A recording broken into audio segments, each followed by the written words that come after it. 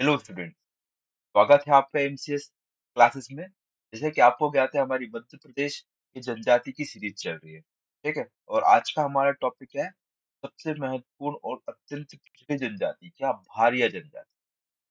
क्या है भारिया जनजाति? अब इसका देख लेते हैं हम लोग कि मध्य प्रदेश में जो भारिया जनजाति का जो निवास स्थान है वो किस किस जगह पर है। ठीक है, सबसे पहले भौगोलिक विस्तार देखा जाता है किसी भी जनजाति का, तो ये मैप ड्रॉ कर लेते हैं यहाँ पे। ठीक है, देखिए, अब मध्य प्रदेश के किस किस जिले में आपको सबसे पहले तो छिंदवाड़ा। छिंदवाड़ा का जो तामिया तहसील है, कहाँ पे? तामिया तहसील में पतालकोट है। पतालकोट में आपको 20 गांव मिलेंगे या ग्राम मिलेंगे।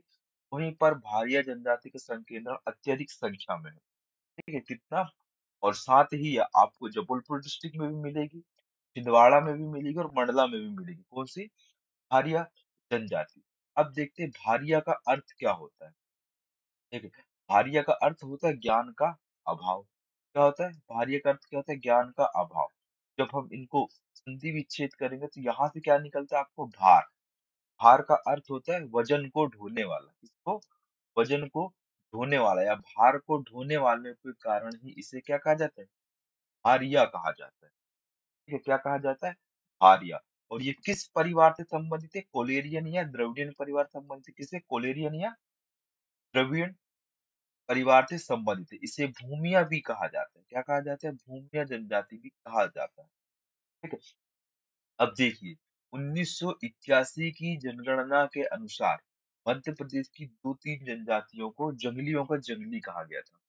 ठीक है, एक कौन सी थी? भारिया जनजाति, और दूसरी थी अबुझ माड़ जनजाति। ठीक है, लेकिन अब अबुझमाड़ जनजाति कहाँ चले गई है? छत्तीसगढ़ में चली गई है। इसलिए केवल अब मत भारिया जनजाति को ही जंगलियों का जंगली कहा जाता है 1981 की जनगणना के अनुसार।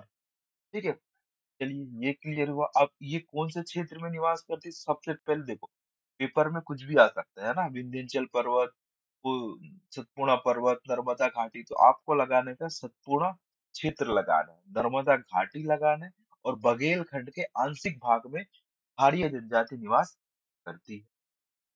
ठीक है, अब देखते हैं इनका मुख्यतः निवास कहाँ पर है? छिंदवाड़ा में। जैसा कि मैंने आपको बता दिया, अत्यधिक संकीर्ण कहाँ पर है इनका? छिंदवाड़ा डिस्ट्रिक्ट में है। ठीक है, और ये मध्य प्रदेश की किस जनजाति प्रदेश के अंतर्गत आती है? देखिए, हमने चार जनजाति प्रदेश पढ़े हैं, आपको याद होगा। कौन कौन से? पश्चिमी जनजाति प्रदेश। ठीक है, पश्चिमी जनजाति प्रदेश ये इधर कौन कौन से डिस्ट्रिक्ट में है ये? झाबुआ, अलीराजपुर, धार, बड़वानी, खरगोन, इंदौर। ठीक है, ये पश्चिमी। यहाँ पे कौन कौन सी जनजाति मिलेगा आपको? भील, भिलाला, ठीक है, भील, बिलाला, पारदी, ये जनजाति आपको मिले। ठीक, वहीं अन्य प्रदेश की हम बात करें, अन्य कौन कौन से प्रदेश है? पूर्वी जनजाति प्रदेश। कौन सा? पूर्वी जनजाति प्रदेश। यहाँ पे आपको कौन कौन सी जनजाति मिलेगी? कोल, गंवार जनजाति मिलेगी। कौन से जिले आते हैं इसमें? सीधी, सिंगरौली, उमरिया, शहडोल, ये सब जिले आते हैं इसमें। ठीक है, कोल जनजाति। साथ ही में आपको रीवा में भी मिलेगी। ठीक, फिर क्या है? दक्षिणी जनजाति प्रदेश, तो इसमें कौन से आ जाएंगे? अनूपपुर, डिंडोरी, मंडला, सिवनी, बालाघाट, छिंदवाड़ा, बैतूल। यहाँ पे कौन कौन सी जनजाति मिलेंगे आपको? गोंड, बैगा, ठीक है, भारिया, गोरखू, ठीक, इत्यादि आपको जनजाति देखने को मिलेगी। कहाँ पे? मध्य प्रदेश के दक्षिणी जनजाति प्रदेश में। और एक अंतिम और अन्य प्रदेश बोलते हैं इसको, कौन सा? अन्य जनजाति प्रदेश, जो मध्य भारत क्षेत्र में आता है। यहाँ पर श्योपुर, शिवपुरी, गुना, मुरैना और ग्वालियर में कौन सी जनजाति मिलेगी आपको? सहरिया जनजाति मिलेगी। ये भी कैसी? अति पिछड़ी जनजाति है। तो ये आपको मध्य प्रदेश में जनजातियों के भौगोलिक विस्तार के संदर्भ में आपको ये डायग्राम ऐसा का ऐसा ही याद होना चाहिए। ठीक है, क्लियर? तो आपको समझ में आ गया कि भारिया कहाँ पर निवास करती है? मध्य प्रदेश के दक्षिणी जनजाति प्रदेश में निवास करती है। ठीक है, अब देखो, अल्पतम निवास इनका जबलपुर में भी देखने को मिलता है। ठीक है, उपनाम इनका क्या है? जंगलियों की भी जंगली। पतालकोट के भारिया को संज्ञा दी जाती है 1981 की जनगणना के पश्चात। इसकी बोली कौन सी है? हरनोटी बोली है। कौन सी? हरनोटी। ठीक है, बोली क्या है? भरनोती या फिर भरियारी, क्या है? भरी यारी इनकी क्या है? बोली है, ठीक है? दोनों। ये क्या करती है? मध्य प्रदेश खाद्य संग्राहक जनजाति है। ये वन उत्पाद से प्राप्त संसाधनों को एकत्रित करती है, जिसका उपयोग किस लिए करती है? खाने पीने के लिए करती है, ठीक है? और सबसे बड़ी चीज, गोंडों को अपना बड़ा भाई मानते हैं। तो गोंड जनजाति को अपना बड़ा भाई मानते हैं। कौन? भारिया जनजाति, ठीक है? क्लियर? और साथ में लिख लीजिए, शिकार प्रिय जनजाति है ये। कैसी? शिकार प्रिय, मतलब कि शिकार करना क्या करती है? पसंद करती है। शिकार करना क्या करती है? पसंद करती है, ठीक है? अब देखते हैं, देखिए पातालकोट कहाँ पर है? पातालकोट सबसे प्रमुख स्थान है इनका। कहाँ पर? कटोरे नुमा आकृति है उसकी। यहाँ पे 9 बजे सूरज उदय होता है और 3 बजे सूर्यास्त हो जाता है, ऐसा कहा जाता है। कटोरे नुमा है, ठीक है? ठीक। देखिए यहाँ पे सूरज 9 बजे और 6 घंटे का वहां पे दिन रहता है, ऐसा कहा जाता है। ठीक, आप जरूर घूमने जाइएगा वहां। पातालकोट, अब पातालकोट कहाँ है? तामिया छिंदवाड़ा डिस्ट्रिक्ट में आता है, ठीक है? अब देखिए यहाँ पे चट्टानी दीवारें पाई जाती, क्या पाई जाती? यहाँ पे ये देखिए, ये जो है ना डायग्राम में कटोरू नुमा आकृति, इसमें चट्टानी दीवारें पाई जाती, इसे क्या कहते हैं? भारिया कनान कहते हैं। क्या कहते हैं? भारिया कनान। आप याद रख लीजिए, क्या बोलते हैं? भारिया कनान। अब यहाँ के दर्शनीय जो दर्शनीय स्थल है, वो कौन कौन से हैं, वो भी लिख लीजिए, क्योंकि पेपर में आ सकते हैं। रतेड़, ठीक है? रतेड़ के पश्चात कारेआम, ठीक है? कारेआम के पश्चात क्या? चिमटीपुर, चिमटीपुर के पश्चात दूधी, ठीक है? तथा गायनी, ठीक है? यहीं से दूधी नदी का प्रवाह होता है, ठीक? चलिए, ये हो गई क्लियर चीजें, ठीक है? अब इनकी उत्पत्ति के बारे में देख लेते हैं। इनके बारे में, इनकी उत्पत्ति के बारे में देख लेते हैं। देखो, सबसे पहले तो भारिया अपने आप को रावण वंश का मानते हैं। क्या मानते हैं? रावण वंश का मानते हैं। क्यों मानते हैं? क्योंकि इनका कहना है कि जो मेघनाथ है, मेघनाथ इनके संरक्षण के लिए आए थे, तो ये मेघनाथ की भी पूजा करते हैं। कौन? भारिया जनजाति, ठीक है? और महाभारत से भी अपना संबंध जोड़ते हैं। कौरव और पांडवों के बीच युद्ध के दौरान अर्जुन ने भरू नामक बांस को मंत्रित कर भारिया जनजाति का निर्माण किया था। तो भरू टाइप का एक बांस मिलता है, ठीक है? बैम्बू मिलता है, उसी को इसने क्या बोला था? भारिया बनाया था। किसने? अर्जुन ने, ठीक है? और इन भारिया ने महाभारत के युद्ध में भाग लिया और कारांतर में इन्हें ही क्या बोला जाने लगा? भारिया कहा जाने लगा, ठीक है? क्या कहा जाने लगा? भारिया कहा जाने लगा, ठीक? क्लियर? ठीक है।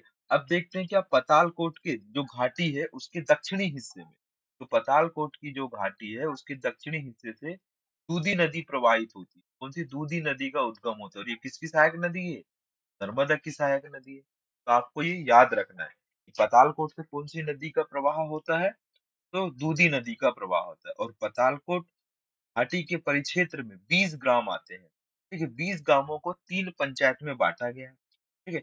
एक यहीं पर भस्मासुर की कथा आपने सुनी होगी कि पार्वती द्वारा बनाई गई मूर्ति से उत्पन्न भस्मासुर ने भगवान शंकर को भस्म करने का वरदान दिया था, वरदान मांगा था। शंकर जी को बचाने के लिए विष्णु जी ने पार्वती का रूप धारण कर भस्मासुर को उसी कंगन से भस्म कर दिया, ठीक है? और जैसे ही वो कूदे तो वो जमीन कैसी हो गई?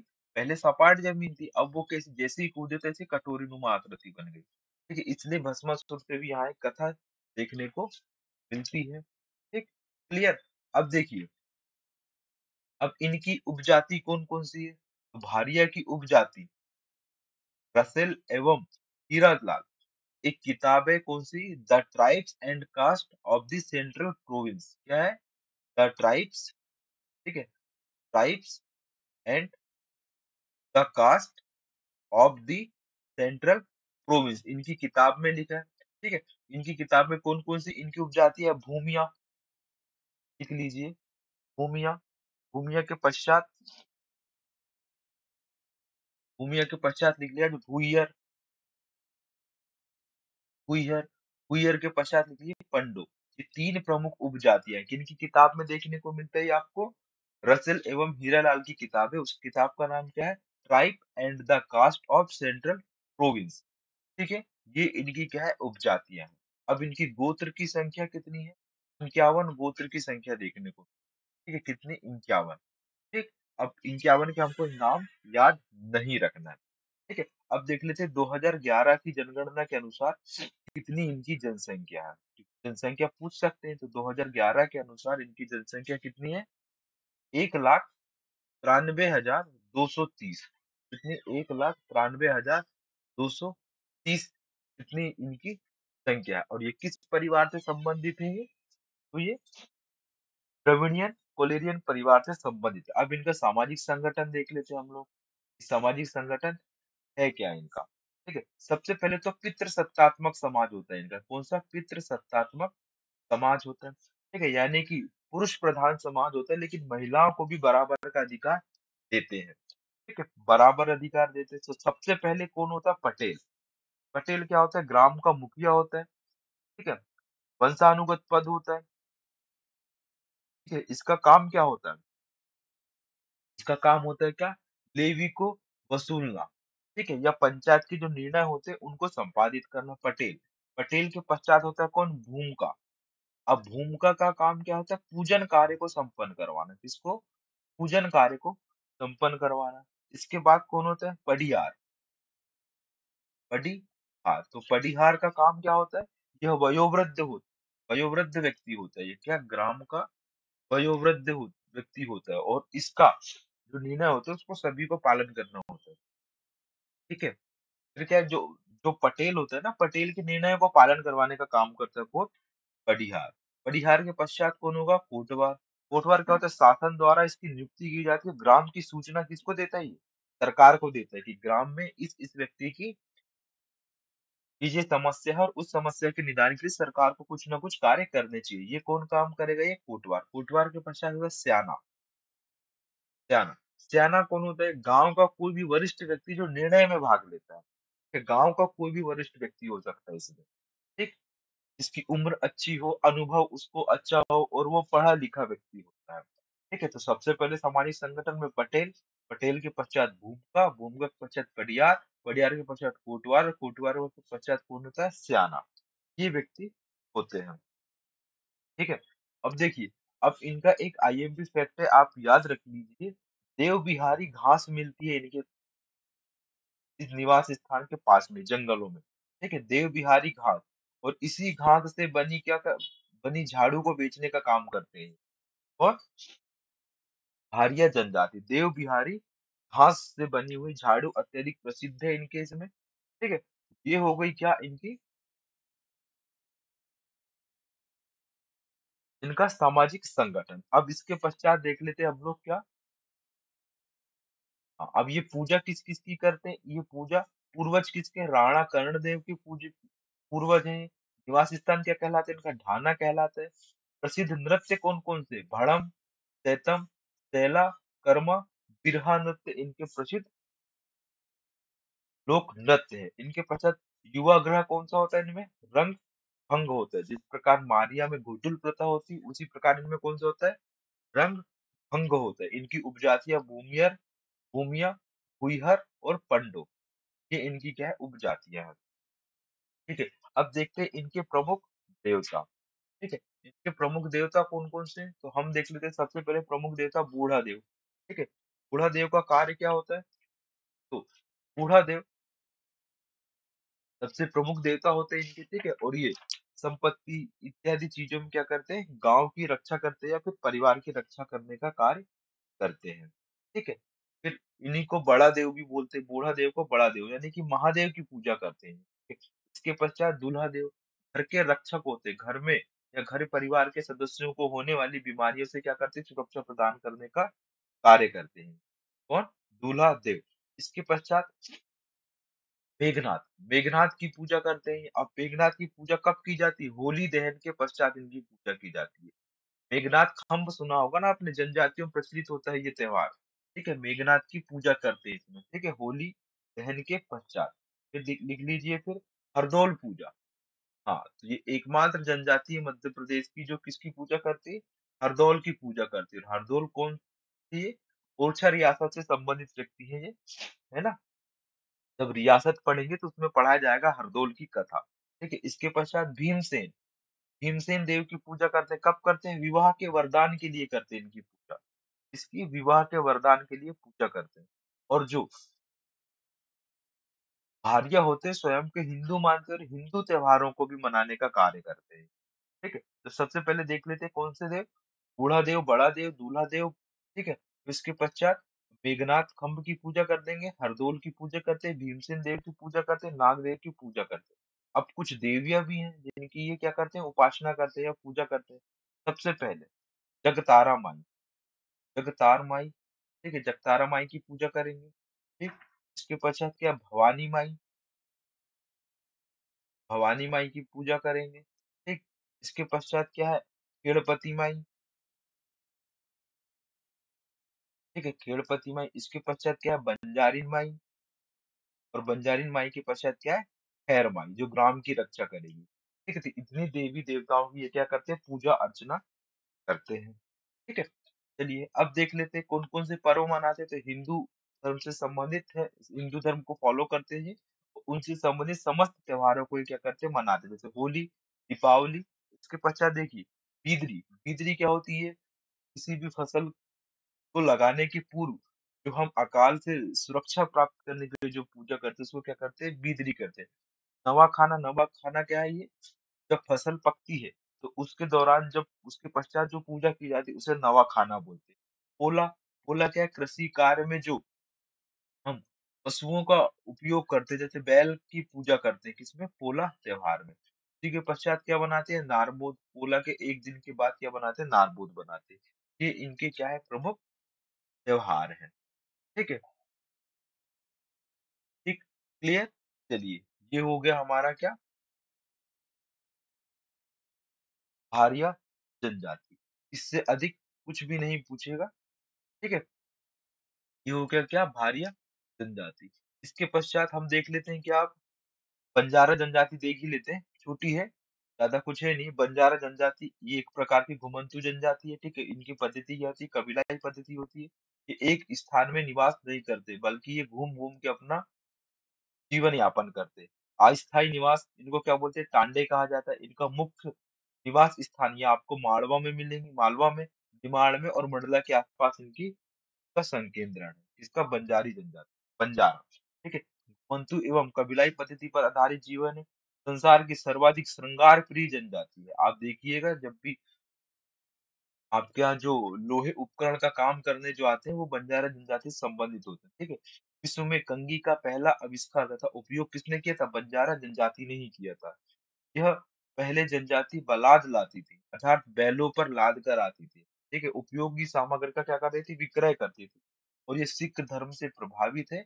विवाह में उदासी पढ़ते हैं जो सिख धर्म में जो उदासियां होती है ना, उदासियां बोले तो जो गुरु गोविंद जी थे या गुरु नानक जी थे उन्होंने सत्य की खोज के लिए उन्होंने 4 यात्राएं करी थी। ठीक है? मध्य एशिया की यात्रा, ठीक है? तो देवी देवताओं की यात्रा और ऐसे 4 टाइप की यात्रा करी थी उन्हें क्या बोलते हैं उदासी बोलते हैं। ठीक? ये हो गया क्या हमारी बंजारा जनजाति। इनका सर्वाधिक एकमात्र फैक्ट है जो आईएमपी होता है कि विश्व में कंघी का आविष्कार किसने किया था? ये बंजारा जनजाति ने किया था। ठीक है? ये आपको याद रखना है। ठीक है? ये हो गई हमारी क्या भारिया जनजाति और बंजारा जनजाति। ठीक है? हाँ, अब भारिया जनजाति में एक चीज और बच गई है क्या इनकी विवाह पद्धति। ठीक है? कौन कौन सी इनमें विवाह पद्धति होती है तो सबसे पहले देख लेते हैं हम लोग क्या मंगनी विवाह। ठीक है? कि वर वधु एक दूसरे के घर जाकर के वर वधु का हाथ मांगते इसलिए उसे क्या कहा जाता है मंगनी विवाह कहा जाता है। क्या कहा जाता है मंगनी विवाह कहते हैं। ठीक है? मंगनी विवाह। ठीक। और इनमें क्या समगोत्री विवाह बिल्कुल वर्जित है। कैसे समगोत्री विवाह बिल्कुल वर्जित है। मंगनी विवाह में यही होता है कि लड़के वाले सबसे पहले लड़की के घर जाते हैं, साथ में दारू अनाज रोटी लेकर जाते हैं। यह एक प्रकार की घर चढ़ाई होती है जिसमें रिश्तेदार तथा पंच शामिल होते हैं। यदि रिश्ता पसंद आ जाता है तो वहां पे मदिरा पान इत्यादि का सेवन किया जाता है। किसका मदिरा पान इत्यादि का सेवन किया जाता है। ठीक। इसके पश्चात दूसरा जो विवाह होता है लमसेना विवाह। कौन सा विवाह दमसेना विवाह। तो दमसेना विवाह में होता क्या इस प्रथा में लड़का ससुराल में रहकर सास ससुर की मदद करता है और शादी के बिना लड़का ससुराल में रहता है। जब सास-ससुर को पूर्णतः विश्वास हो जाता है कि लड़का लायक है, कमा सकता है, तो वो शादी कर देते हैं और तब तक के लड़का क्या कहलाता है? लमसेना कहलाता है और लमसेना का घर गर्जिनी या जवाई के रूप में जाना जाता है।